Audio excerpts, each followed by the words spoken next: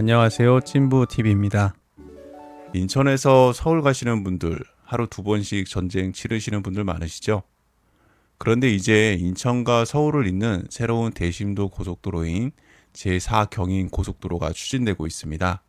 이 도로는 지하 80m 아래에 왕복 4차선, 총 1조 8천억짜리 사업인데요. 이제 다음 달에 드디어 이 사업이 진행될지 여부가 판가름 나게 됩니다. 지금부터 이 사업에 대해서 하나씩 살펴보도록 하겠습니다. 먼저 왜 이 사업을 진행하게 됐는지 그 이유를 먼저 말씀드리도록 하겠습니다. 인천시에 따르면 기존 1, 2, 3 경인고속도로의 극심한 전체로 도로 서비스 수준이 2F 등급에 머물고 있다고 합니다. 1 경인고속도로는 지금 보시는 이 노선이죠. 그 다음에 제2 경인은 이 노선, 그 다음에 이제 제3 경인은 이 노선인데요. 이제 제1 경인 고속도로, 그러니까 우리가 흔히 얘기하는 경인 고속도로죠. 이 경인 고속도로 같은 경우에는 출퇴근 시간대에 평균 30에서 36km 정도밖에 안 나온다고 합니다. 이 말이 고속도로인데 거의 제 기능을 못 하는 거죠. 이 제2 경인 고속도로도 이 상당수가 D등급 이하라고 하고요. 제3 경인 고속도로도 2등급에서 F등급이 이렇게 산재되어 있다고 합니다.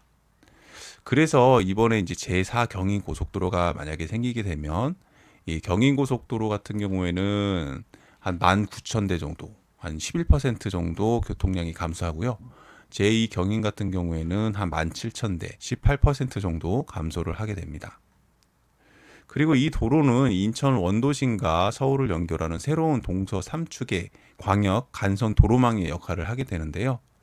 먼저 동서 1축은 이 제3 경인고속도로를 이야기하고요. 그리고 동서 2축은 이제 제2 경인고속도로, 그다음에 동서 4축은 경인고속도로, 그리고 지금 이제 북쪽에 보이시는 이 그 공항고속도로가 동서 5축입니다. 그 마지막 노선이 이제 제4 경인고속도로인 거죠. 그렇다면 이 노선, 이 제4 경인고속도로가 개통이 되면 어떤 효과가 있을까요? 인천시에 따르면은 인천항 또는 인천시청 등 이 인천시 원도심의 주요 거점에서 서울 여의도 및 강남권까지의 통행 시간이 크게 단축될 것이라고 합니다. 인천항에서 여의도까지는 40분대 정도, 그 다음에 인천항에서 강남권까지 한 48분 정도 돼서 기존 대비 한 22분에서 최대 42분까지도 단축이 가능하다고 합니다. 그렇다면 현재 이 사업은 어느 정도까지 진행이 돼 있을까요? 발표의 결과 이제 통과가 되면은 이 사업은 이번에 처음 추진되는 게 아닌데요. 2020년 10월에 현대 엔지니어링에서 제4 경인고속도로 사업 제안서를 제출을 했습니다.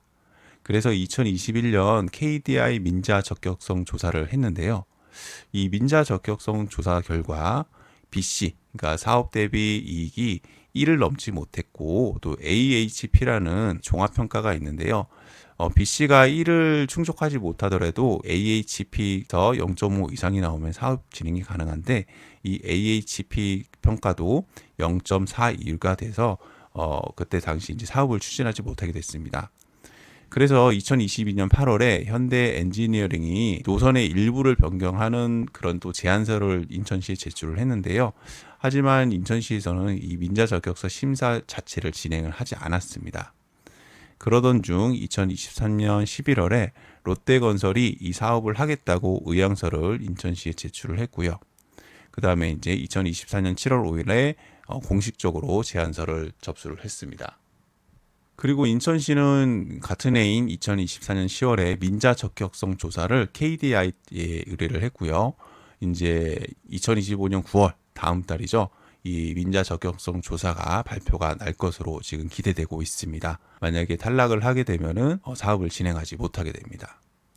그래서 이 사업은 아직 구체적인 사업 개요가 나오지는 않았습니다. 이제 구체적인 사업 개요라고 한다면 노선이 정확히 어디쯤인지, 또 IC가 정확히 어디쯤인지 이런 것들이 나와야 되는데, 현재까지는 좀 대략적으로 나온 내용들이 많아가지고 그것을 좀 정리해서 말씀을 드리면, 일단 구간은 인천 미추홀구 용현동에서부터 서울 구로구 오류동까지 총 18.7km의 노선을 갖게 됩니다.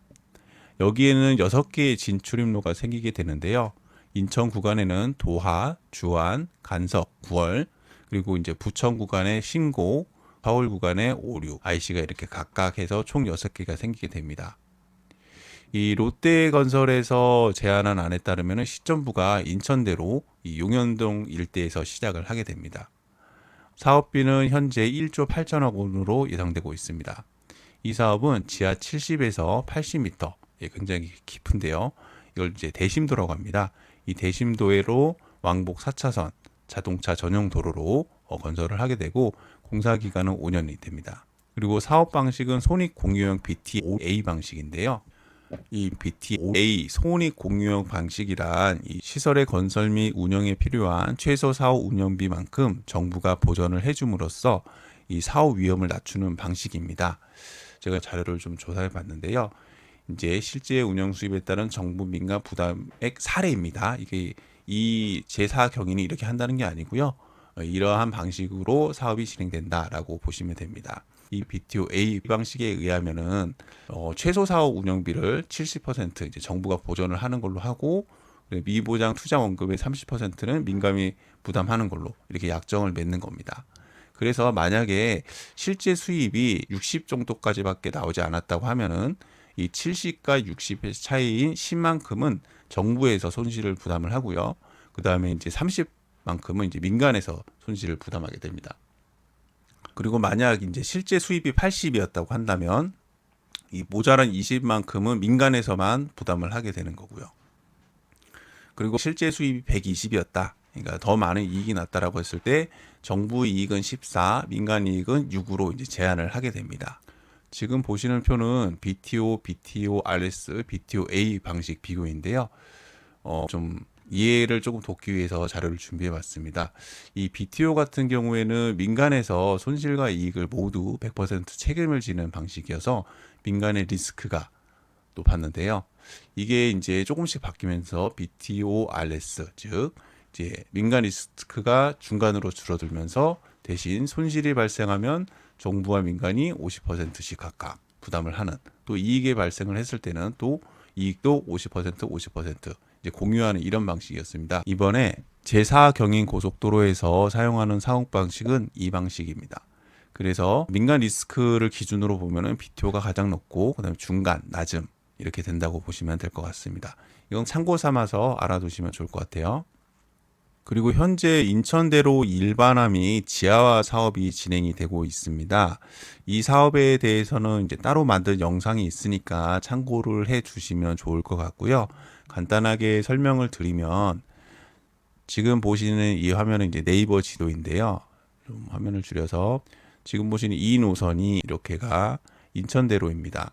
이 노선은 과거에는 이제 경인고속도로였다가 이제 일반 도로로 변경이 됐는데요. 지금 이 구간부터 이쯤에서부터 대략적으로 이쯤까지가 인천대로 지하 사업이 진행을 하고 있고요. 그다음에 이쯤에서부터 여기까지 인천 IC까지는 일반화 사업을 하고 있습니다. 지하 사업은 지하의 도로를 뚫고 그 위에 있었던 도로를 일반 도로로 사용하는 거고요. 그다음에 이 지금 밑에 있는 일반화 구간은 기존에 있었던 경인고속도로를 이제 개량하는 방식이라고 생각을 하시면 될 것 같습니다. 그런데 이제 인천시의 입장에서는 여기서부터 이만큼 지하화를 하니 여기서부터 또 여기까지 지하화를 하는 게 좋을 것 같다라고 생각을 했던 것 같습니다. 그래서 인천 IC 이 용영도 일대부터 이 주한공단 사이까지를 지금 지하화하기 위해서 인천시에서 혼잡도로 지정을 사전 타당성 용역에 진행 중에 있습니다. 그러니까 이 도로가 혼잡하니 지하 도로를 뚫어야 되겠어요라는 그런 논리를 만들기 위한 타당성 용역인 거죠. 그런데 요번에 나온 제4 경인고속도로 노선, 정확히 나온 건 아니지만 대략적인 노선에 따르면 제4 경인고속도로가 이렇게 지나가게 됩니다. 그러니까 여기에 이제 지하 도로가 생기는 거죠. 그렇다고 치면은 같은 도로 밑에 지하 도로가 두 개가 생길 필요가 없으니 아마 인천시에서 이 제4 경인고속도로가 통과를 하게 되면은 지하 추진을 아마 철회할 것 같습니다. 그렇다면 이 사업의 문제점은 무엇이 있을까요? 먼저 이제 사업성 부분인데요. 앞서 2021년에 현대 엔지니어링이 이 사업을 제안했다고 말씀을 드렸습니다. 그런데 사업성 부족으로 이 무산된 상황에서 이 현대 엔지니어링이 그 당시에 제안했던 사업과 지금 이제 롯데건설이 제안한 노선이 거의 비슷합니다. 일부 시점부가 약간 다를 뿐 제안 노선이 거의 비슷한데, 그러다 보니까 그 당시에도 통과를 못했던 것이 지금 이제 통과할 수 있겠느냐라는 그런 이제 좀 의구심이 있는 거죠. 그래서 인천시가 이 사업을 조금 더 원활하게 추진을 하기 위해서 제2차 도로건설 관리계획에 이 도로를 광역도로망으로 일단 반영을 했고요. 그리고 2040 인천도시기본계획에서도 이 제4 경인고속도로를 반영을 했습니다. 그리고 제물포 르네상스 이제 마스터 플랜이라는 게 있는데요. 여기에도 이 사업을 포함시키면서 역정 사업으로 추진을 하고 있다고 합니다.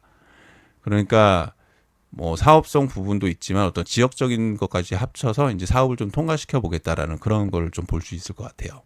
다음은 이제 통행료 부분인데요. 아직 통행료가 나온 건 아닙니다. 그런데 아시는 분들은 아시겠지만 현재 지금 인천에는 총 8개의 유료 도로가 있습니다. 예, 지금 보시는 이 표가 현재 인천 지역의 유료 도로인데요. 여기에 말고도 인천 시민분들께서 많이 이용하시는 그 신월여의 지하도로도 지금 유료로 돼 있거든요. 그런데 여기에 플러스해서 현재 인천 지역에서 유료 도로로 예정된 사업이 또 6개가 있습니다. 제3 연륙교, 또 계양 광화 고속도로, 또 수도권 제2순환고속도로 인천 안산 구간, 또 인천 서울 지하 고속도로, 네, 이게 경인 고속도로 지하죠. 그 수도권 제1순환고속도로 지하 사업인 서창 김포 고속도로, 그다음에 제4 경인 고속화도로, 이렇게 6개의 도로가 또 유료로 추진되고 있습니다. 그러니까 인천 시민분들 입장에서는 사실 굉장히 이제 통행료 부담이 가중이 되는 거거든요.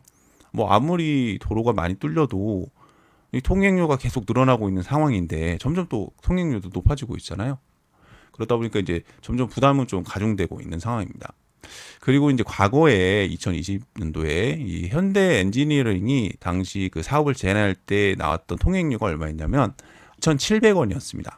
2,700원이었는데 당시 사업비가 1조 2,500억 정도였습니다. 그러니까 지금 이제 롯데에서 지금 책정한 사업비가 1조 8천억이라고 그랬잖아요.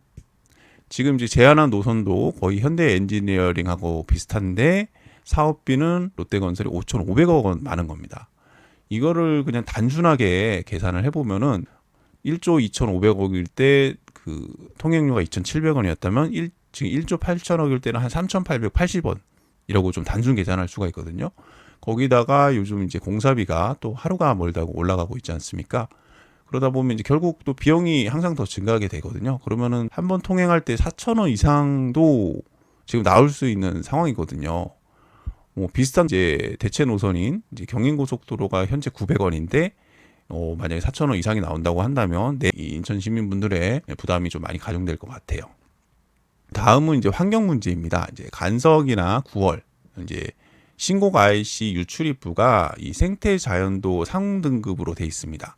그리고 외곽순환도로와 만나는 장수 그 JCT 일대도 거마산, 관모산, 광학산 등 이 산들이 많이 있는데 여기도 이제 생태 자연도가 2등급이에요. 그러니까 자연 환경이 이제 수려하다는 거죠, 한마디로. 물론 이 사업은 지하 70m, 80m의 지하 대심도 사업이기 때문에 지상 위에 있는 그 환경의 영향이 적을 수도 있지만 이게 또 어떤 문제가 발생을 할지 모르거든요. 그러다 보니까 이게 향후 사업 지연 요인으로도 좀 발생할 수 있을 것 같다라는 거고요.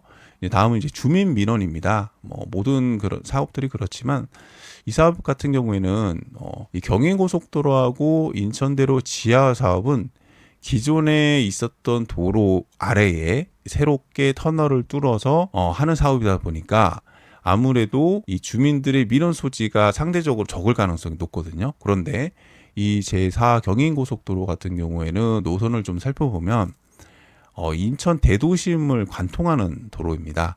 그러다 보니 아시겠지만 GTX 같은 경우에도 이 강남을 지나갈 때 상부에 있는 아파트 단지들이 이제 굉장히 민원도 많고 이러한 것들로 인해서 또 사업 지연 요인이 발생할 수도 있지 않을까라고도 생각이 듭니다. 지금까지 이제 제4 경인고속도로 사업에 대해서 알아보았는데요. 이 사업은 인천과 서울 차량의 이동을 분산하고 또 인천 원도심과 서울을 직접 연결하는데 그 의의가 있는 것 같습니다.